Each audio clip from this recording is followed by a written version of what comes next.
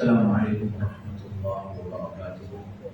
الحمد لله وكفى والصلاة والسلام على عباده الذين اصطفى. أما بعد فقد قال الله تعالى في كلامه العزيز بعد أعوذ بالله من الشيطان الرجيم. بسم الله الرحمن الرحيم.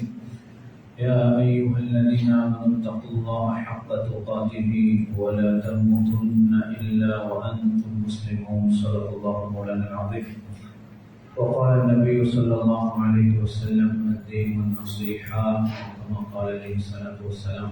கண்ணியமானவர்களே, அல்லாஹ் சுப்ஹானஹு வ தஆலா இன்னொரு ரமதான் அடைகிற பாக்கியத்தை தந்து அதில் கிட்டத்தட்ட நாங்கள் 7 நாட்கள் நோன்பு பிடிச்சிட்டு 8வது நோன்புல நாங்கள் எல்லாரும் இருந்து கொண்டிருக்கிறோம். நாங்கள் எல்லாரும் அவதானிச்சிப்போம். கடைசியாக ஒரு 2 மாசமா மஸ்ஜிதில் ஒரு துவா ஓதப்பட்டிருக்கிறோம். اللهم بارك لنا في رجب وشعبان وبلغنا رمضان. يا الله, ரஜபுடைய மாசத்துக்கு வந்துட்டோம். இந்த ரஜபுட மாசமும் இந்த ரஜபுக்கு அடுத்து வரக்கூடிய ஷாபான் இந்த 2 மாசத்துலயும் பரக்கத் செஞ்சுட்டு வபல்லிகனா ரமதான் இந்த 2 மாசத்துக்கு பிறகு வர இந்த ரமதானை எங்களுக்கு அடைய செஞ்சது அல்லாஹ்வுக்கு நாங்கள் துவா கேட்கிறோம். கண்ணியமானவர்களே, நபி ஸல்லல்லாஹு அலைஹி வஸல்லம் என்ன கருத்துப்பட துவா கேட்டாங்கன்னா, யா அல்லாஹ், ரமதானுக்கு இவ்வளவு கிட்ட வந்துட்டு எங்களுக்கு மௌத்த தந்துறாரு, இவ்வளவு க்ளோஸ் ஆகிட்டோம், இவ்வளவு ரஜபுடைய மாசம் மட்டும் வந்துட்டோம், இல்ல 2 மாசத்துல நோம்பு, இப்படி ரமதான் நீங்கிற கட்டத்துல யா அல்லாஹ் மௌத்த தந்துராம அந்த ரமதான அடைகிற பாக்கியத்தை மட்டும் நசீபாக்கு என்றுதான் நபி ஸல்லல்லாஹு அலைஹி வஸல்லம் துவா கேட்டாங்க. கண்ணியமானவர்களே, போன வருஷம் எங்களோட நண்பர்கள் எங்களோட ஃபேமிலியில இருந்த சிலவங்க ரமதான் இருந்தாங்க, இன்றைக்கு இல்லை. ஆனா அவங்க யாரும் கொஞ்சம் சரி நினைச்சு பார்க்கல 2026 இந்த ரமதானுக்கு நாங்க ஈக்க மாட்டோம், யாரும் சரி கொஞ்சம் சரி நினைச்சு பார்க்கல. அல்ஹம்துலில்லாஹ், அல்லாஹ் இந்த ரமதான் இந்த மாசத்தை எனக்கு சிலவங்களை பார்த்தா விலங்குக்கு உட்கார்ந்துக்கிறாங்கல்ல, 50 வருஷம் ரமதான் அடைஞ்சு உட்கார்ந்து 50 years of ரமதான் பாக்கிலேஸ் இல்லை. நான் 30 வருஷம் நான் முடிச்சுக்கிறேன். அல்ல, எனக்கு 30 ரமதான தந்திக்கிறான். இந்த மாதிரி 40 வருஷம் நோம்பு பிடிச்சும் உட்காந்துருக்கீங்க. 50 லைலத்துல் கத்ர் பள்ளியில அழுதாக உட்காந்துருக்கீங்க. 50 லைலத்துல் கத்ர் வாழ்க்கையிலே இல்லை. 50 ரமதான வாழ்க்கையிலே இல்லை. ஒரு நோம்பு சரியா பிடிச்சா போதும் சொர்க்கம் போகும். ஒரு நோம்ப சரியா பிடிச்சா சொர்க்கம் போயிடும். நான் கேட்கிறேன் சகோதரர்களே, ஒரு மனிதன் எப்படி 50 வருஷம் நோம்பு பிடிச்சி நரகத்துக்கு போயிடுமா? ஒரு நோம்பு பிடிச்சா சொர்க்கம் போகும், ஒரு நோம்பு போதும். ஆனா ஒரு மனிதன் 50 வருஷம் நோம்பு பிடிச்சிருக்கிறார், 60 வருஷம் நோம்பு பிடிச்சிருக்கிறார், உடாம நோம்பு பிடிச்சிருக்கிறார், பசியோட இருந்து நோம்பு பிடிச்சிருக்கிறார், ஒரு நாள் சகத்தின்யம் இல்லை, அப்பயும் அவர் நோம்போட இல்ல, தியாகத்தோட நோம்பு பிடிச்சிருக்கிறார். 50 வருஷம் கண்டினியூஸா தராவே தொழுதிருக்கிறார், ஆனாலும் நரகத்துக்கு போறார். அது எப்படி சாத்தியம்? அவரோட மௌத்தை பார்த்தா பயங்கரமா அமையும். நோம்பு பிடிக்காம இல்லை, எத்தனை வருஷம் நோம்பு பிடிச்சிருக்கிறார்? 30 வருஷம் 40 வருஷம் அல்ல, அது கொடுத்து 1000 காலம் எல்லாம் நோம்பு பிடிச்சிருக்கிறார், ஆனாலும் நரகத்துக்கு போறார். இது ஒரு பிரச்சனை. என்ன சகோதரர், இதை பத்தி நாம கொஞ்சம் யோசிக்கணும் தான். ஏன் அப்படி நடக்குது? ஒரு நோம்பு பிடிச்சா போதுமே சொர்க்கம் போகிறார். அல்லாஹ் இப்னு ஜௌசி ரஹ்மத்துல்லாஹி சொல்றாங்க, தைலதி ஆமலின் குபூரி தமன்னவ். கபரை கண்டார்கள், எங்களுக்கு இல்லை, நாங்க கபரை கண்டு இல்லை. நாங்க நினைச்சு கொண்டிருக்கிற இந்த ஒரு கொடியை கொண்டு போய் தெரிவிக்கிற அது கபர் இல்லை, அது பிக், அது குழி, அது கபர் இல்லை. கபரை நாங்க என்ன கண்ணை பார்த்தில சகோதரர், நாங்க யாரும் கபர் பார்த்தில இந்த கண்ணை. அது உடம்பு பயிற்சி மாதிரி. சின்ன பிள்ளைக்கு சின்ன குழி தோன்றுவோம், பெரிய பெரிய குழி தோன்றும். ஒரு மிருகம் செஞ்சாலும் அந்த மிருகத்துக்கு ஏற்ற மாதிரி ஒரு குழி தோன்றும். அது குழி, அது கபர் இல்லை. யாரும் கபர் தரல, நாங்க யாரும் கபர் என்ன பார்த்து இல்லை. சொன்னாங்க நபி ஸல்லல்லாஹு அலைஹி வஸல்லம், கபரும் இம்மா ரௌதத்தும் மின் ரியாதில் ஜினான் வ இம்மா ரௌதத்தும் மின் ஊதில் ஜன்னah. அது சொர்க்கமாக இருக்கும் அல்லது அது நரகமாக இருக்கும். இது கபர். அதை நாங்க இன்னும் பார்க்கல. அந்த கபரை பார்த்து போய் நாங்க பின்னிக்கிறாங்க. அல்லாஹ் அந்த கபரை சொர்க்கம் பண்ணா அந்த சொர்க்கத்தின் பூஞ்சோலையாக எப்படி இருக்கும், நரகம் பண்ணா அந்த நரக படுகொலை எப்படி இருக்கணும் கண்டு வைக்கிறாங்க. இந்த நாம பார்க்கல. அந்த கண்ட ஒத்தரைகிட்ட கேட்கப்பட்டால் தமன்னோ, இப்ப நீங்க அடுத்த கட்டத்துக்கு வந்துட்டீங்க, நீங்க துனியால என்ன சார் வந்து நீங்க ஆசைப்பட்டீங்களான்னு கேட்டா அவர் என்ன சொல்லுவாரா, எவனும் மின் ரமதான், நான் திருப்பி உலகத்துக்கு போயிட்டு ரமதான் மாசத்துல ஒரு நாள் எனக்கு கிடைக்கிறது நான் விரும்புறேன்னு. ஒரு நாள், ஜஸ்ட் ஒன் டே வீட்டை வேலைக்கு 7 நாள் முடிஞ்சு ஆல்ரெடி 7 முடிஞ்சு. ஒரு நாள் எனக்கு நாங்க வந்து வரோம் கபூர்ல அல்லாஹ் பயங்கரத்தை கண்டவங்க சொல்லுவாங்க, வெளியே வந்து எனக்கு கொண்டு போகுது. சகோதரர்களே, நான் கேட்கிறேன், ஒரு மனிதனுக்கு ஒரு நோம்பு பிடிச்சே சொர்க்கத்துக்கு அவன் பேரை பதிவு செய்யணும் என்றால் 50 வருஷம் நோம்பு பிடிச்சி எப்படி நரகத்துக்கு போனான். 50 வருஷம் நோம்பு பிடிச்சி எப்படி அவரோட நோம்பு பயங்கரமா இருந்துச்சு. என்ன நடந்துச்சு தெரியுமா? அல்லாஹ் குர்ஆன்ல நான் ஏன் நோம்ப தந்தைக்கு ஒரு காரணம் சொல்றான். அந்த காரணம் எல்லாத்தையும் நான் விட்டு போட்டு நோம்பு பிடிச்சோம். அல்லாஹ் குர்ஆன்ல ரமலானை பத்தி பேசும் பொழுது, நோம்பு பத்தி பேசும் பொழுது அல்லாஹ் குர்ஆன்ல ஒரு விஷயத்தை சொல்றான். நான் ஏன் இந்த நோம்பு உங்களுக்கு தந்து தெரியுமா? வருஷம் மீட்டி தந்த நோம்புன்றது நாங்க முழு ஆயுள்காலம் ஒட்டி பிடிக்கிறது இல்லை. One time every year repeat ஆகி வந்து கொண்டிருக்கிறது. அல்லாஹ் சொல்றான், இது நான் உங்களுக்கு தந்ததுக்கு ஒரு காரணம். அந்த காரணத்தை நாங்க எல்லாரும் தூக்கி வீசிடும்.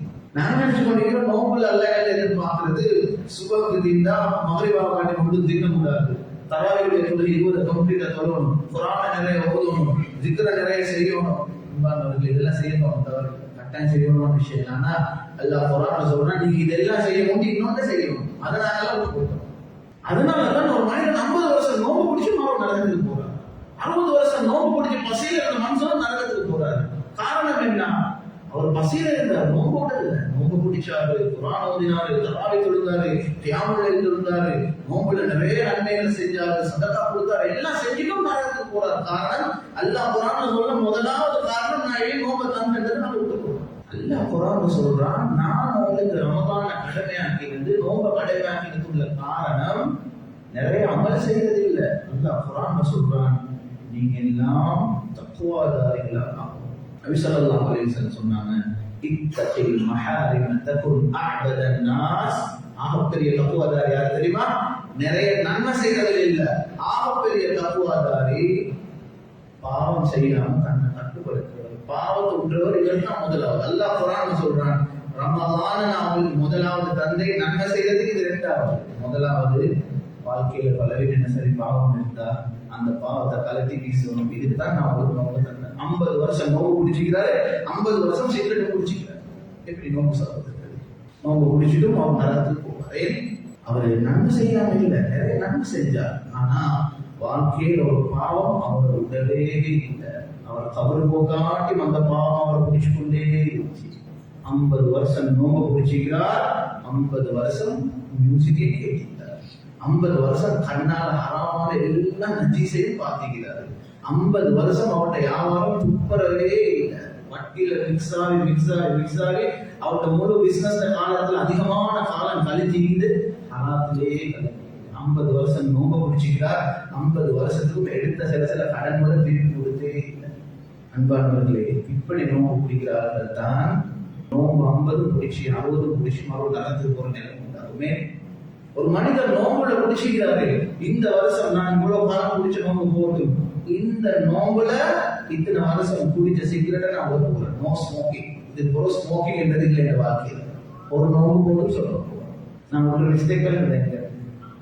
ஒரு நோம்பு போதும் சொல்ல போறது. நோம்புக்கு வந்திக்கிறாரு, ரமதானுக்கு வந்திக்கிறாரு, முடிவு பண்ணிக்கிறாரு, இந்த வருஷம் மியூசிக் இல்லது. அவர்களே, மியூசிக் பயங்கரம் தெரியுமிட்டா ஒவ்வொரு ஜும்மாலையும் அதை பத்தி பேசுவோம். ஒவ்வொரு ஜும்மாலையும் இன்னைக்கு ஒரு பேச வேண்டிய ஒரு டாபிக்னா மியூசிக்கா பேசணும்.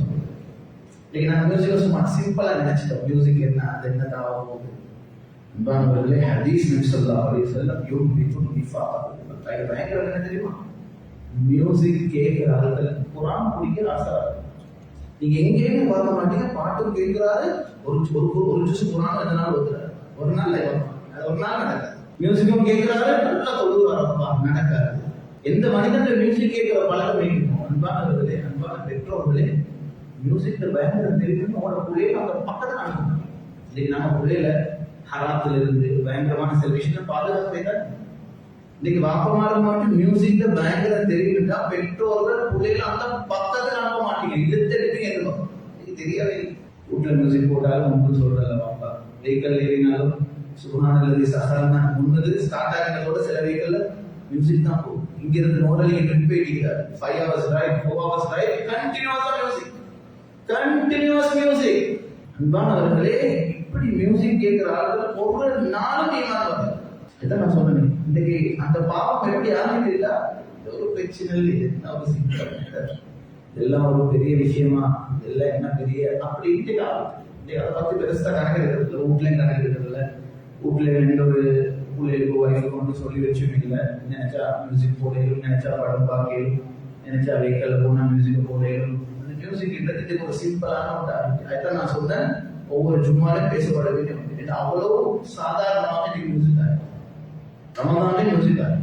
ஒரு மனுஷன் நோம்ப பிடிச்சிக்கிறார், இந்த நோம்புல முடிவு பண்றாரு, பிடிச்ச நோம்பு இவ்வளவு காலம் கழிச்சுட்டு பரவாயில்ல, இந்த நோம்புல எங்களோட வீட்டுல நாங்க ரமதானுக்கு ஆஃப் பண்ணின டிவி ஃபேமிலியோட மஷூரா பண்ணி சொல்றாரு, இதுக்கு பிறகு மட்டும் எங்களோட வீட்டுல டிவியை நாம ஆன் பண்றது இல்லை.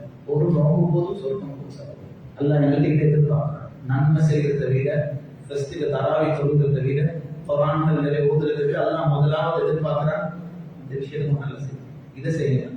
அல்லாஹ் ஒரு மனிதன் சகோதரர்களை நிறைய நன்மை செஞ்சு அதிகத்தை விட ஒரு பாவம் செய்யாம அல்லாஹ் சொல்லவே தரது. மக்கள் எதுனா ஒரு மனிதன் உதாரணத்துக்கு இஷாக்கு ஒரு தட்டு கட்டி தொழுகிறான்னு தொழுந்துட்டால எவ்வளவு தொழுந்துக்கிறாருன்னா சுபகு பாவம் சொல்றாரு. ஒரு கணக்கு சும்மா வச்சு கொடுக்க 1000 ரகாத் அந்த டைம்ல தொழுந்திருப்பார். 1000 ரகாத் 1000 ரகாத் எவ்வளவு நன்மை, எத்தனை சுஜூத், எத்தனை சுப்ஹானல்லாஹ். மக்கள் எதுனாங்க நீங்க 1000 ரகாத் தொழுகிறதை விட ரோட்ல போகும்போது ஒரு பொம்பளை பார்த்தா ஒரு கண் பார்வை கீழே போடுறது அல்லாஹ்வுக்கு இன்னும் இருக்குமா? நீங்க 1000 ரகாத் தொழுந்து அல்லாஹ் அடைகிறதை விட, நீங்க ஒரு குர்ஆனை ஓதி அல்லாஹ் அடைகிறதை விட, அல்லாஹ் தடுத்தவங்க செய்யாம குயிக்க அல்லாஹ்வை தடுக்கிறான். நான் சொன்னவங்க செய்யாம. அதனால சகோதரர்களே, நன்மைகள் நிறைய செய்வோம்.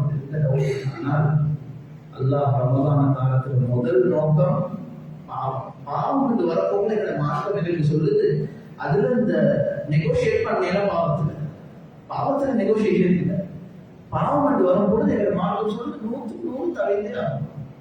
அதை செய்யவே கூடாது, கொஞ்சம் செய்யக்கூடாது. இப்போ ஒரு மனுஷன் சமூகங்களே அமலே இல்லாம இருப்பார், ஆனா சொல்றதுக்கு போயிடுவார்.